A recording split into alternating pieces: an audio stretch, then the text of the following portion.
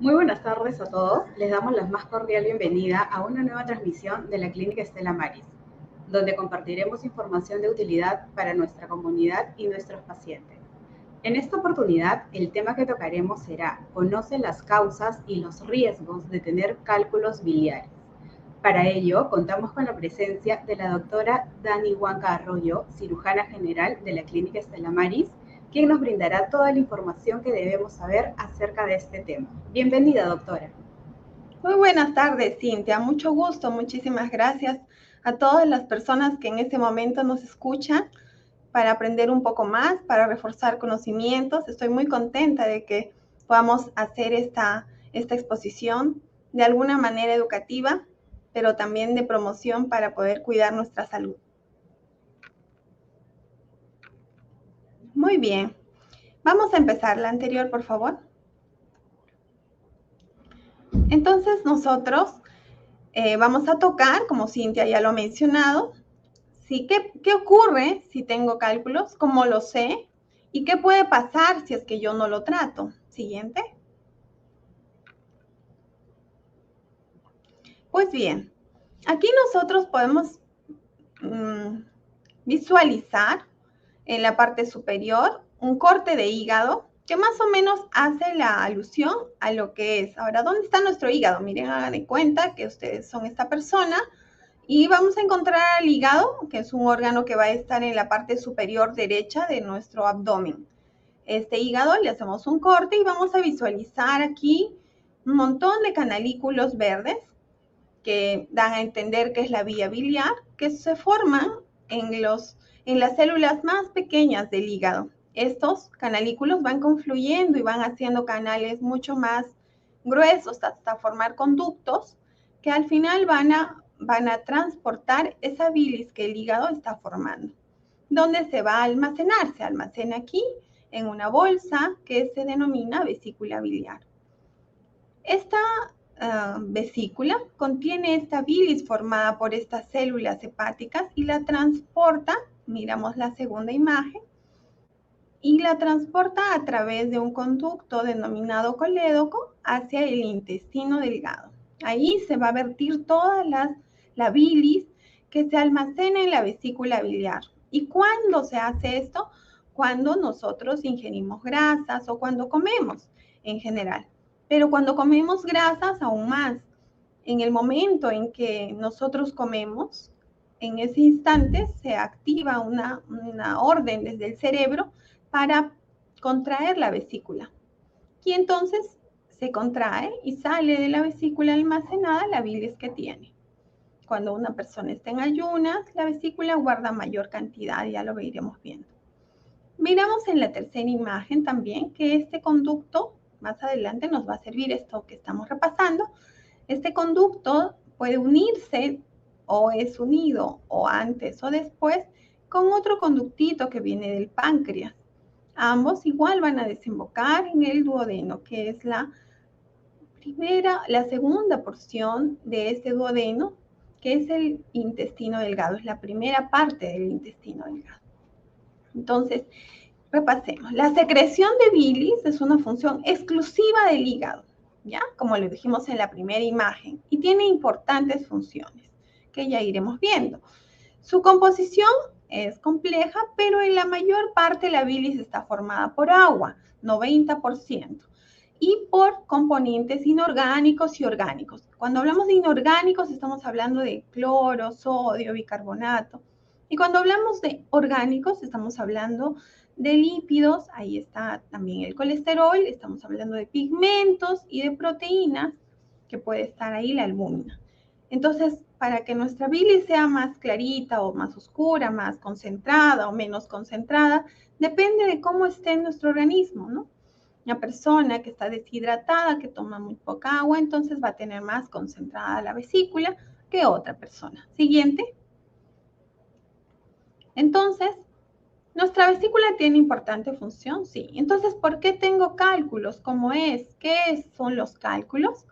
Pues bien, los cálculos, como, bueno, dijimos, son formaciones. Aquí pueden imaginar, pueden ver aquí diferentes tipos de piedritas. Son cálculos, son litos, ¿no? Por eso la enfermedad, cuando existe, se llama litiasis. Y como están en la vesícula, pues es una litiasis vesicular. Tenemos que saber que la bilis, más o menos, ¿no? La secreción de bilis por día es alrededor de 1 litro. Va desde 600, 700 mililitros hasta 1 litro. 1 litro 200, ¿no? Esta bilis, como ya dijimos, es almacenada en la vesícula biliar. ¿Cuánto? Más o menos en promedio 50 mililitros, no es mucho. Pero cuando una persona está en ayunas, la vesícula se distiende y puede llegar a aumentar hasta 18 veces ese volumen. Entonces, esta bilis, como dijimos, ya tiene, ¿no? Está formada por componentes orgánicos, inorgánicos, agua, pero en determinado momento esta puede tornarse más concentrada y entonces queremos saber cómo es que se forma. Para ello debemos definir que la litiasis vesicular es una enfermedad caracterizada por la presencia de cálculos en la vesícula biliar, tal y como lo muestra en la imagen. Estos cálculos pueden ser de diferentes tipos. Podemos ver de colesterol, que son de este color, que son, ¿no? Que estos, en la mayor parte van a ser de color claro, como lo vemos en la imagen, de color amarillo, y que representan el 10% aproximadamente de los cálculos en general. También tenemos cálculos pigmentarios, que aparecen en grandes cantidades, son más oscuros, claro, y están formados por bilirrubina. Y otros que son mixtos, estos son los de mayor porcentaje. Siguiente, por favor. Nosotros tenemos que saber que la bilis es importante para nuestro organismo, sí, porque la bilis va a ayudar a la digestión, a la absorción de grasas, nos protege de las infecciones bacterianas, ayuda en la detoxificación hepática, también es importante porque va a transportar el calcio, va a ayudar a su incremento. Entonces es importante este órgano que está aquí y que produce, en nuestro hígado produce bilis y este es almacenado en la vesícula. Siguiente. Estábamos viendo que nuestra vesícula normalmente tiene bilis, pero por algún motivo pasa que hay un detonante que hace que esta bilis se torne más concentrada y se formen unas piedritas, unos cálculos biliares. ¿Qué es? Nosotros tenemos colesterol, señores y señoras, colesterol que viene tanto de parte externa como de la parte interna. De la parte externa, pues lo que comemos, la dieta, la comida que nos alimentamos. Y la parte interna, porque nosotros dentro de la formación de esta bilis incluyen sales biliares, ¿no? Que es todo un tema, pero vamos a hacerlo de manera resumida. Sales biliares y también componentes como agua y otros componentes que dijimos, ¿no? Inorgánicos, orgánicos. El colesterol se puede eliminar transformando en sales biliares, porque las sales biliares toman como uno de sus componentes para formar el colesterol. Estas sales son una pieza clave en su solubilización.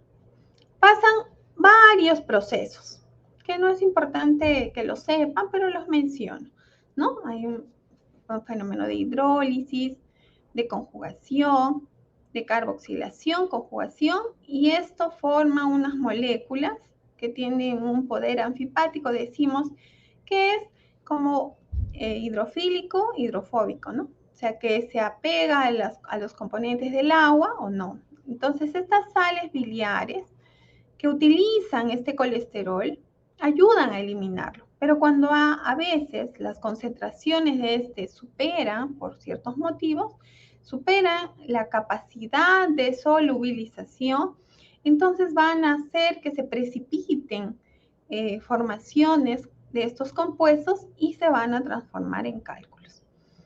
Esta precipitación de cristales de monohidrato de colesterol, en este caso, van a formar parte de un proceso que se llama nucleación y que va a dar la formación de cálculos vesiculares. Siguiente. Entonces, cuando no ocurre eso, ¿Por qué pasaría eso? ¿Por qué se formaría estos cálculos? Pues hay una hipocinesia biliar, le llamamos, que es cuando la vesícula está lenta, ¿no? Es una vesícula que no se contrae fácilmente, esos son ya fenómenos propios del paciente, o por factores como medicación que puedan hacer eso, ¿no? Reabsorción de agua y de la vesícula. Cuando hay una gran reabsorción de agua y entonces se concentra más estos componentes. Cuando hay secreción de moco, un vaciamiento muy enlentecido, que todo se relaciona a una vesícula que se mueve lentamente. Siguiente. Entonces, ¿qué puede originar que yo tenga cálculos? Ya sabemos cómo se forma un cálculo y dijimos que el colesterol es una parte importante dentro de las sales biliares para su eliminación. Sabemos también que hay una concentración aquí aumentada. Entonces, ¿quiénes tienen más cálculos? Tenemos que ver eso. ¿Las mujeres o los hombres? Pues las mujeres, ¿no? El doble que los hombres. La edad. A mayor edad, mayor factor de riesgo para formar cálculos. El embarazo. Sabemos que en el embarazo las hormonas, que también utilizan al colesterol como base, también son importantes porque las hormonas van a hacer que exista un proceso de enlentecimiento a nivel general, ¿no? Con la finalidad de conservar al producto. Entonces el organismo se enlentece y eso también, y aparte por la formación de mayor cantidad hormonal, entonces también condiciona la formación de cálculos. Dijimos las mujeres, las mujeres que toman anticonceptivos orales o que están bajo terapia sustitutiva hormonal, que sean, ¿no? Desde jóvenes que empiecen con esto, entonces también pueden acarrear la formación de cálculos en la vesícula. No es una condición, no todas las mujeres lo hacen, conste. Ya tengamos en consideración que no todas las mujeres lo hacen, no todas las personas tienen cálculos. De estos son solo factores de riesgo. Obesidad, ¿no? Sabemos que la ingesta calórica, gran cantidad de colesterol va a formar un parte en el origen de esta patología. Y como les dije, los fármacos, ¿no? Algunos antibióticos que están dentro de estos para causar hipocinesia vesicular. Siguiente. Entonces, ¿cómo es que nosotros decimos, pues, cómo puedo darme cuenta, ¿no? Que tengo cálculos. A esto le llamamos el síntoma principal que la persona que tiene cálculos presenta es un dolor cólico, que le llamamos cólico biliar o dolor biliar. Y es un dolor moderado, intenso, que generalmente se presenta posterior a la ingesta de grasas. Puede durar menos de 6 horas, generalmente dura menos de 6 horas, con o sin medicación, a veces con medicación, a veces va a pasar solo. Y que va a ceder posteriormente, se va a hacer más frecuente. ¿Qué medicación? Antiespasmódicos, ¿no? Lo que generalmente consumen los pacientes. Siguiente. Recordemos que este dolor no lleva a la muerte, digamos, ¿no? Es un dolor intenso en ciertas circunstancias que se puede hacer de forma más repetitiva, que se puede hacer más frecuente, pero que no tiene una tasa de mortalidad de ello. ¿Sí? Ese cólico biliar va a ceder en las 6 horas, eso es su característica. Eso nos hace esos dolores. Junto a un examen clínico que realicemos, vamos a corroborar unos signos al presionar más o menos en la localización donde puede estar la vesícula. Vamos a ver que hay una reacción al dolor y eso nos llama la atención. Por lo tanto, hay que corroborar nuestro diagnóstico. ¿Y cómo lo hacemos? Con una ecografía abdominal. Una ecografía abdominal que va a mirar esa zona y va a detectar la presencia de cálculos, ¿no? Es el examen inocuo, es el examen más utilizado y de mayor sensibilidad que va a detectar cálculos en la vesícula. Y cuando ya tenemos, yo les hablé de unos conductos que llevaban ¿no? que desembocaban en el duodeno, en el intestino delgado, Y se puede realizar también otro examen, que ya es para ver si esos cálculos, cuando nos dicen en la ecografía que hay cálculos pequeñitos, esos cálculos pequeños pueden migrar a través de la vesícula y sus conductos y de la vía biliar y quedarse atrapados, generando otras patologías. Y esto se ve a través de una CEPRE. Una CEPRE es una colangiografía pancreato retrógrada endoscópica. Entonces vamos a hacer este examen a través de una endoscopía, como su nombre lo dice. Eso lo hace el gastroenterólogo. Para visualizar a través de este, va a ingresar a través de la cavidad oral para introducirse después del estómago hacia la primera y segunda porción del duodeno y va a visualizar si existe en esta vía biliar, ¿no?, algún componente de cálculo para poderlo limpiar, para poder limpiar esa zona. Siguiente. Esta es de lo que les hablaba, ¿no? Entonces, estos cálculos, cuando son pequeños, pueden migrar y pueden quedarse aquí atrapados. Y esto va a bloquear el conducto biliar y va a generar otras patologías. Siguiente. Entonces, ¿qué puede pasar si una persona con estas características o estos factores de riesgo, digamos así, tienen cálculos en la vesícula? Del 100% se dice que aproximadamente un 30% va a ser síntomas. O sea, de 100 personas que tengan cálculos, 30 personas van a hacer síntomas, las otras no. De esas que hacen síntomas, como les dije, al inicio van a presentar un cólico biliar, que es un dolor, ¿no?, que a veces cede con un analgésico, con un antiespasmódico, pero que posteriormente se hace más frecuente y la persona ya le llama la atención porque cada vez que come una grasa viene ese dolor. Entonces ya van asociando, ¿no? Y cuando acuden a consulta o por emergencia, generalmente indican ello.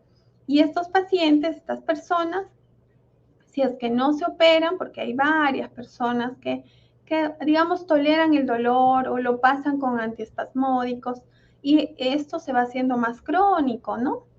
Entonces, ¿qué ocurre cuando los cálculos están ahí? A veces puede ser uno, pueden ser varios que ocupan casi toda la luz, todo el espacio de la vesícula, o tienen barro biliar, que son cálculos muy pequeñitos. La pared de la vesícula se va engrosando, ¿no? Y se hace más edematosa, le llamamos. Este cálculo, a su vez, va a dificultar que la bilis vaya libremente, que transcurra libremente que desemboque hacia el duodeno. Entonces, pueden existir varias complicaciones. Uno es que esta vesícula aguda, que se torne mucho más patológica, porque ya está con características de una colecistitis aguda, que es la inflamación de la vesícula de manera pronta, aguda, súbita. Y esto pasa porque ya existe factor de riesgo que ha tenido de esto dolores crónicamente, ¿no? Otra puede ser la coledocolitiasis. ¿Qué es la coledocolitiasis? Es en la siguiente imagen, en el gráfico pueden revisar. Aquí vemos cómo estos cálculos amarillos están atrapados, ¿no? A nuestra derecha, por favor, miremos el segundo cuadro. Miramos que están atrapados en la vía biliar. Entonces, cuando están atrapados aquí, necesitan sí o sí una CEPRE, porque aquí, la parte quirúrgica, nosotros no vamos a poder entrar aquí. Y primero se tiene que limpiar esta vía, este conducto, para que la vía biliar esté limpia y recién se pueda operar el paciente. Otro, puede pasar que estos cálculos que están atrapados en la vía biliar se tornen infectados, se infecten, porque la éstasis que están aquí, el hecho que estén aquí, causa un fenómeno inflamatorio que va a causar un cuadro de colangitis, que es otra complicación, para lo cual se necesita tratar primero con antibiótico terapia y después recién operar. Otro cuadro.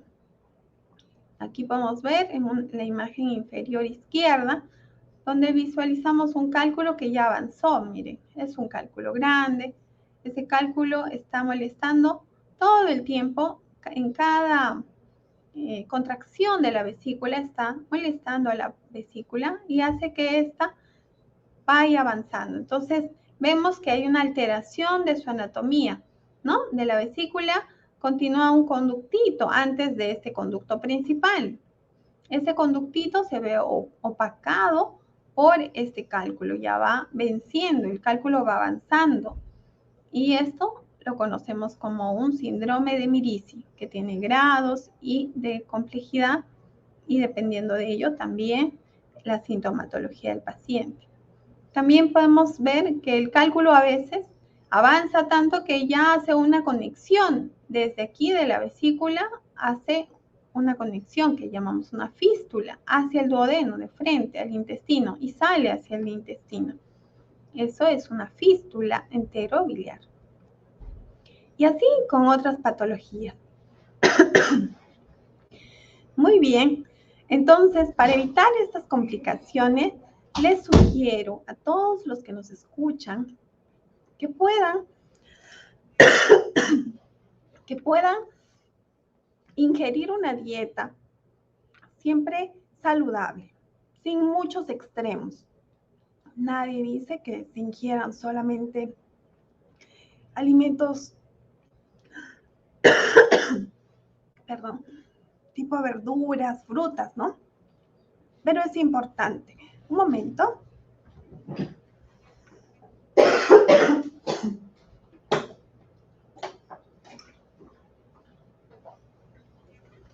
Disculpe.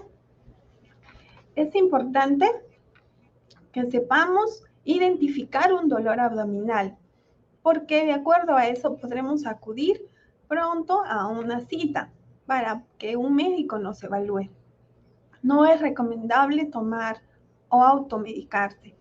Eso es importante y siempre controlar el grado de alimentación que tengamos desde los niños hasta los adultos mayores.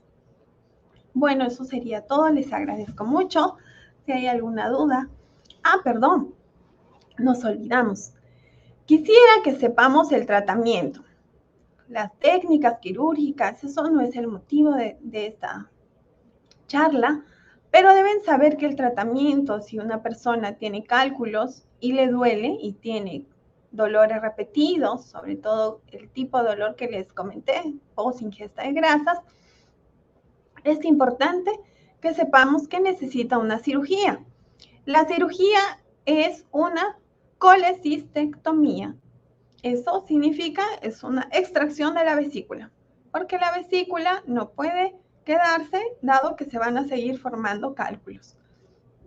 Bien, esta imagen superior izquierda que ustedes visualizan, podemos ver la colocación de trócares que en la actualidad se denomina una colecistectomía laparoscópica. Actualmente todas las cirugías son laparoscópicas. Antes, como vemos a la derecha hacia arriba, se realizaban cirugías abiertas con un corte grande para poder visualizar el área de la vesícula y poder extraerla.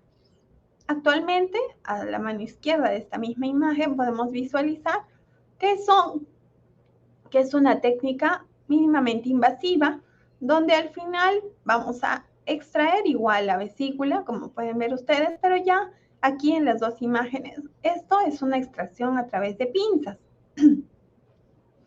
donde vamos a clipar parte del conducto cístico, que es el conducto que continúa la vesícula, y vamos a extraer la vesícula.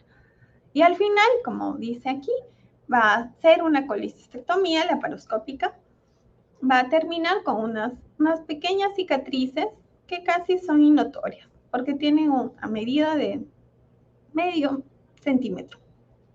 Y la más grande, que está en el ombligo, esa también se confunde al final con una cicatriz umbilical. Entonces el paciente queda sin mayor cicatriz y va a poder retomar su vida casi como normalmente lo hacía. Solo debe evitar los grandes excesos, porque recordemos que ya no tiene vesícula. Pero su vida en general va a mejorar y ya no va a sentir esos cólicos biliares que lo aquejaban anteriormente. Muy bien, Muchísimas gracias a todos. Estoy atenta a sus preguntas. Disculpen mi episodio de alergia.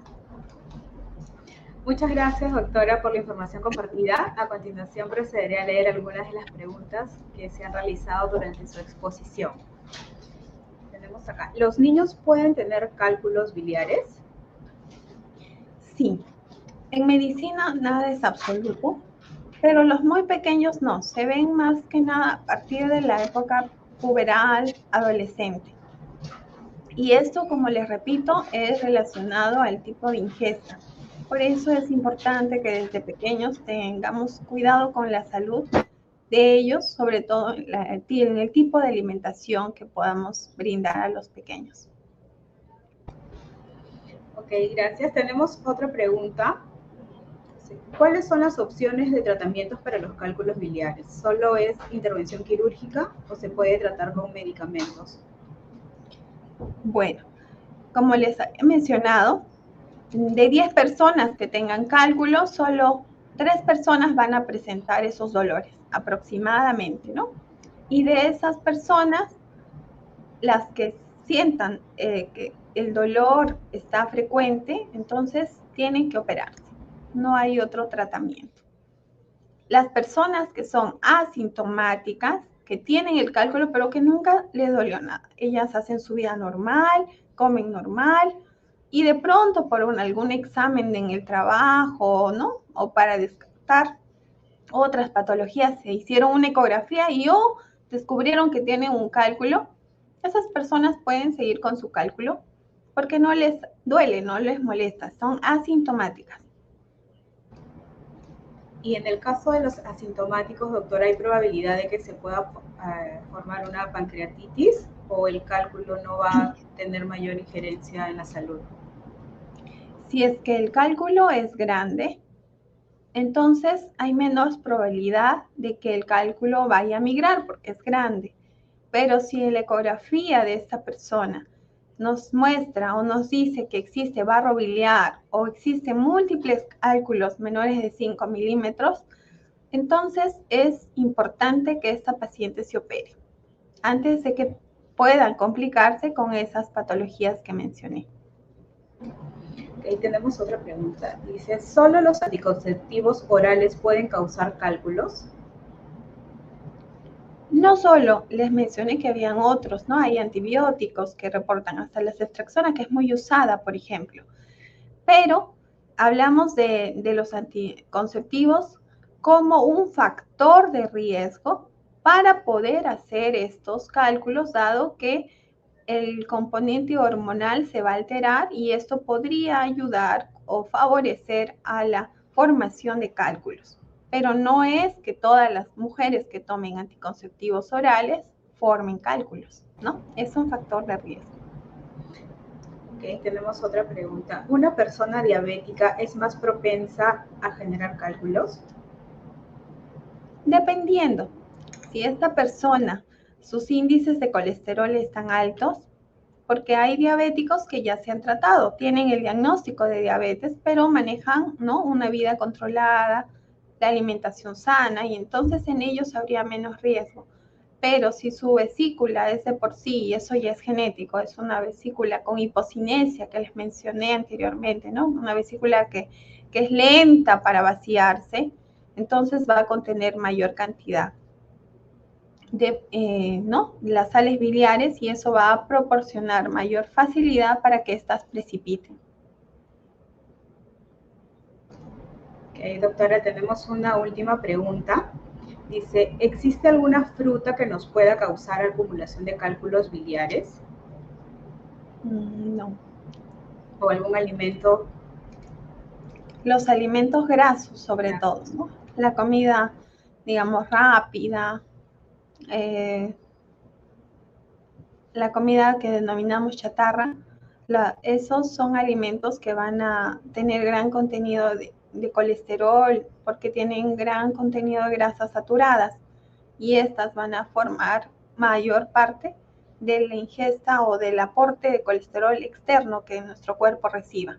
Entonces, si nuestro cuerpo ya de por sí tiene un colesterol interno que está procesando, o tenemos ya de por sí una vesícula que tiene lenta movimiento, entonces aportarle más colesterol exógeno es un factor en contra. Ok, doctora, muchas gracias por sus respuestas a las consultas que han estado haciendo nuestros pacientes. Bueno, amigos, de esta manera hemos concluido con la transmisión del día de hoy. Agradecemos a la doctora Dani Huanca por acompañarnos. Muchísimas gracias a todos, muy buenas tardes, espero vemos en otra ocasión. Y sí, si es que tienen algún tipo de dolor, por favor agenden una cita en cirugía para que podamos evaluarlos. Muchas gracias, doctora. Recuerden también que para mayor información, pueden agendar una cita con nuestros especialistas ingresando a la web de citas que está apareciendo en pantalla. Y también no olviden de seguirnos en nuestras redes sociales. Nos vemos en una próxima oportunidad.